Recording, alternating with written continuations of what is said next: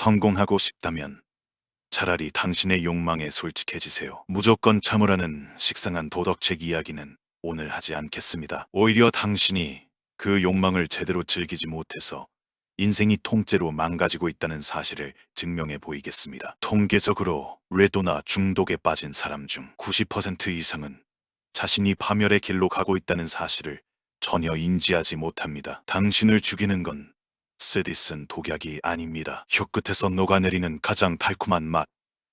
바로 그 꿀이 당신의 인생을 도려내고 있습니다. 3000년 전 솔로몬이 기록한 이 금기시된 경고가 왜 현대 뇌과학의 도파민 이론과 소름 돋게 일치할까요? 지금부터 당신의 눈을 가리고 있는 화려한 포장지를 하나씩 벗겨보겠습니다. 잠언 5장은 시작부터 아주 노골적인 비유를 던집니다. 유혹하는 자의 입술은 꿀을 떨어뜨리고 그 입은 기름보다 매끄럽다고 말하죠. 여기서 꿀은 단순히 맛있는 음식이 아닙니다. 뇌를 순식간에 마비시키는 고농도의 도파민 덩어리입니다. 스마트폰의 자극적인 쇼폼 영상이나 인스타그램 속 화려한 타인의 삶, 혹은 현실의 짜릿한 일탈을 상상해 보세요. 처음에는 아주 달콤합니다. 거부할 수 없을 만큼 부드럽고 매혹적이죠. 뇌는 이 강렬한 보상 신호에 중독되어 판단력을 잃습니다. 이건 운명이야. 이 정도는 괜찮겠지. 라는 자기 합리화의 기름이 당신의 이성을 매끄럽게 타고 내려갑니다. 하지만 이 매끄러움이 무서운 이유는 마찰력이 없기 때문입니다. 멈춰야 할 때 멈출 수가 없다는 뜻이죠. 유혹의 설계자는 당신의 결핍을 정확히 알고 있습니다. 당신이 외로울 때, 공허할 때, 혹은 자존감이 낮아졌을 때 가장 달콤한 꿀의 형태로 나타납니다. 그것이 사람일 수도, 돈일 수도, 혹은 잘못된 쾌락일 수도 있습니다. 중요한 건 그 꿀이 떨어지는 순간 당신의 비판적 사고는 정지된다는 점입니다. 당신은 지금 그저 달콤함에 취해 입을 벌리고 있을 뿐입니다. 그런데 말입니다. 이 달콤함이 제 가시기도 전에 당신의 입안에 돋아나는 날카로운 가시를 느껴본 적이 있나요? 꿀을 삼키는 순간 그것이 당신의 식도를 태우는 산성 용액으로 변한다면 믿으시겠습니까? 이제 그 부드러운 기름 뒤에 숨겨진 차갑고 서늘한 진실을 마주할 시간입니다. 다음 장에서 그 실체를 확인해 보시죠. 달콤한 꿀을 삼킨 뒤에 감각을 상상해 보세요. 혀끝에 남은 그 자극적인 맛이 채 가시기도 전에 목구멍을 타고 내려가는 느낌이 갑자기 돌변합니다. 잠언은 이 반전의 순간을 소름 돋을 만큼 차갑게 묘사하죠. 결과는 쑥같이 쓰고 두 낡아진 칼같이 날카롭다고 말입니다. 처음에 그 매끄럽던 기름은 어디로 갔을까요? 여러분이 그토록 갈구했던 운명적인 쾌락은 어느새 당신의 심장을 겨누는 서늘한 칼날로 변해 있습니다. 여기서 말하는 쑥은 단순한 쓴맛이 아닙니다. 인생 전체를 뒤흔드는 지독한 독성입니다. 쾌락의 총량 법칙을 기억하십시오. 뇌과학적으로 도파민이 폭발한 뒤에는 반드시 그만큼의 고통과 공허함이 찾아옵니다. 1초의 짜릿함을 위해 당신은 10년의 평온함을 담보로 잡혔습니다. 지금 당장 입안이 달콤하다고 해서 안심하지 마세요. 그 꿀이 소화되는 순간 당신의 내장은 다 들어가는 후회로 가득 찰 것입니다. 더 섬뜩한 진실은 그 칼날이 두 날을 가졌다는 점입니다. 하나는 3대를 베고 다른 하나는 반드시 당신 자신을 뱁니다. 칼날 위에 서 있는 광대처럼 당신은 지금 피를 흘리면서도 춤을 추고 있는 꼴입니다. 쾌락에 눈이 멀어 발바닥이 잘려나가는 고통조차 느끼지 못하는 마비 상태. 이것이 유혹의 두 번째 단계입니다. 솔로몬은 경고합니다. 그 여자의 발은 사지로 내려가며 그 걸음은 수올, 즉 지옥으로 치닫는다고요. 본인은 그 길이 위험한지조차 모른 채 생명의 평탄한 길을 잃어버립니다. 당신의 발걸음이 향하는 곳이 낭떠러지라는 사실을 인지했을 때는 이미 중력의 법칙이 작동하기 시작한 뒤일지도 모릅니다. 자, 이제 질문을 던져야 합니다. 당신은 지금 어디로 걷고 있습니까? 그 화려한 발걸음이 당신을 안전한 집으로 인도하고 있나요? 아니면 돌아올 수 없는 강으로 밀어넣고 있나요? 사실 더 무서운 건 당신이 칼날 위에 서 있다는 사실조차 잊게 만드는 그 걸음의 속도입니다. 이 속도가 붙기 시작하면 멈추는 건 불가능에 가깝습니다. 대가는 생각보다 구체적이고 잔인합니다. 통장 잔고보다 더 소중한 이것부터 사라지기 시작하거든요. 당신이 목숨보다 아끼던 그것이 어떻게 증발하는지 다음 장에서 적나라하게 파헤쳐 보겠습니다. 파멸의 속도가 붙기 시작하면 인간의 의지는 종이장보다 무력해집니다. 그래서 잠언 5장은 우리에게 아주 냉정하고도 실전적인 전략을 제시합니다. 유혹을 이기려고 애쓰지 마세요. 대신 그 길에서 멀리 떠나십시오. 그녀의 집 문전 근처에도 가지 말라는 겁니다. 나는 내 감정을 컨트롤할 수 있어.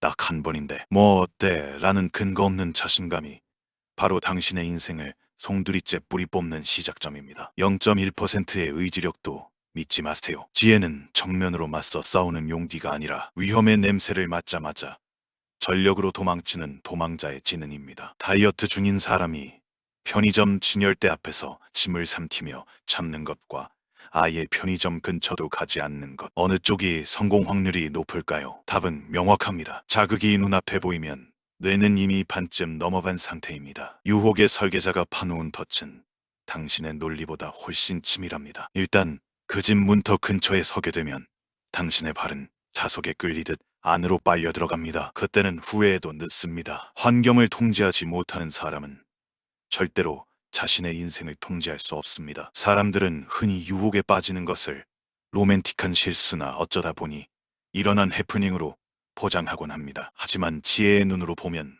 그것은 명백한 자살 행위입니다. 당신이 그 문 근처에서 서성이는 동안 당신의 영혼은 서서히 좀먹고 있습니다. 나중에 다시 돌아오면 되지라고 생각하시나요?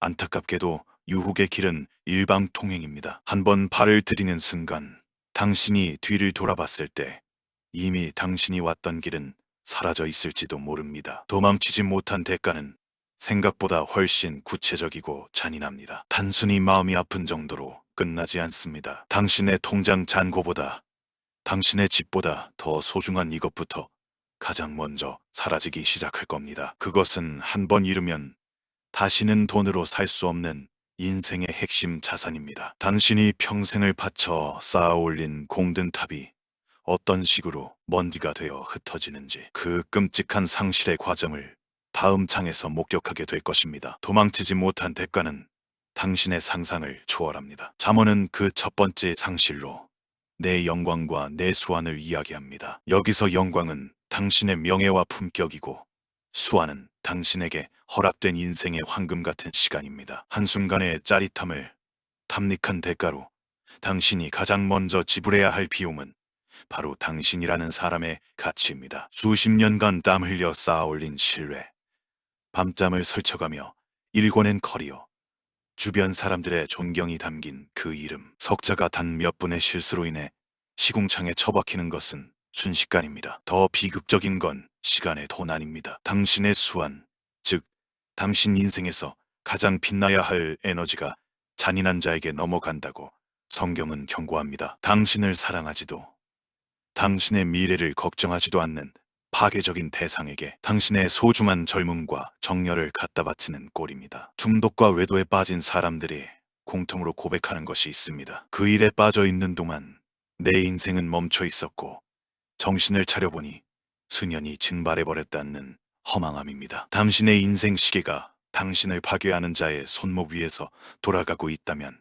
그보다 끔찍한 형벌이 어디 있을까요? 이것은 단순히 추상적인 경고가 아닙니다. 현대사회의 캔슬 컬처를 보십시오. 한 번의 도덕적 결함으로 인해 사회적으로 매장당하고 다시는 예전에 빛나던 자리로 돌아가지 못하는 수많은 이들이 증거입니다. 당신의 영광이 사라진 자리에 남는 건 조롱과 멸시뿐입니다. 당신이 지켜온 품위는 이미 걸레짝이 되었고 당신의 남은 인생은 그 실수를 만회하기 위해 허덕이는 복구의 시간으로 전락하게 됩니다. 인생의 주인공이었던 당신이 한순간에 자기 인생의 객식구로 전락하는 순간입니다. 하지만 여기서 끝이 아닙니다. 영혼과 명예가 털리고 나면 이제 유혹은 당신의 현실적인 기반을 갉아먹기 시작합니다. 손에 잡히지 않는 명예뿐만 아니라 당신의 손에 쥐고 있는 구체적인 숫자들이 흔들리기 시작할 겁니다. 돈과 시간만 잃으면 차라리 다행일지도 모릅니다. 진짜 비극은 내 피땀 눈물의 결과가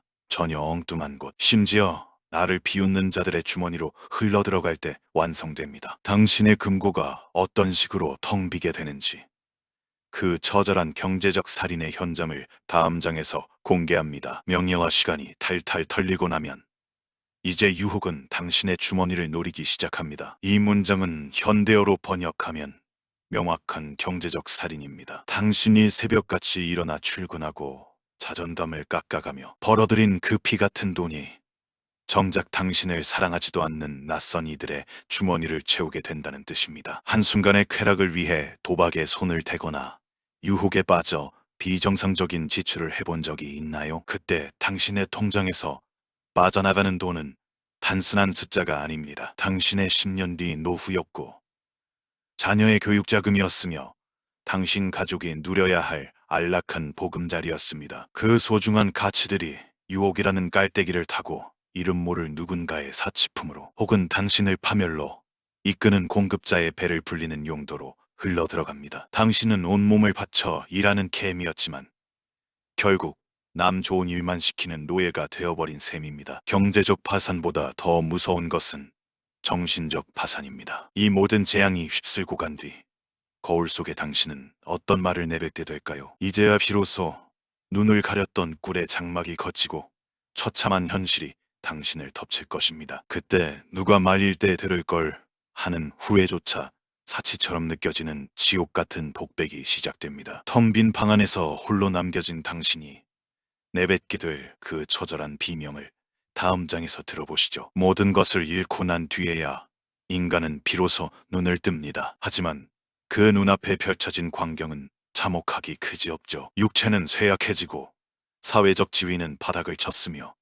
영혼은 이미 가루가 된 상태입니다. 이때 터져 나오는 고백은 단 한 문장으로 요약됩니다. 내가 어찌하여 훈계를 싫어하며 내 마음이 꾸지람을 가벼이 여겼던가. 이것은 단순히 반성이 아닙니다. 지옥 같은 후회, 의회, 독백입니다. 그때 나를 진심으로 걱정해주던 부모님의 눈물, 따끔하게 충고해주던 친구의 목소리를 비웃었던 과거의 자신을 향한 분노입니다. 나는 다를 줄 알았다는 오만이 얼마나 큰 대가를 치르게 했는지. 텅 빈 방 안에서 차가운 벽을 마주하며 뼈저리게 실감하는 것이죠. 가장 비극적인 지점은 14절에 등장합니다. 많은 무리들이 모인 중에서 모든 재앙에 빠지게 되었노라. 솔로몬은 이 지독한 후회의 기록 끝에 놀랍게도 반전의 탈출구를 제시합니다. 파멸의 늪에서 벗어날 수 있는 유일한 방법은 다시 금욕의 산으로 들어가는 것이 아닙니다. 당신이 이미 가지고 있었지만 너무 익숙해서 잊고 있었던 가장 완벽한 기쁨을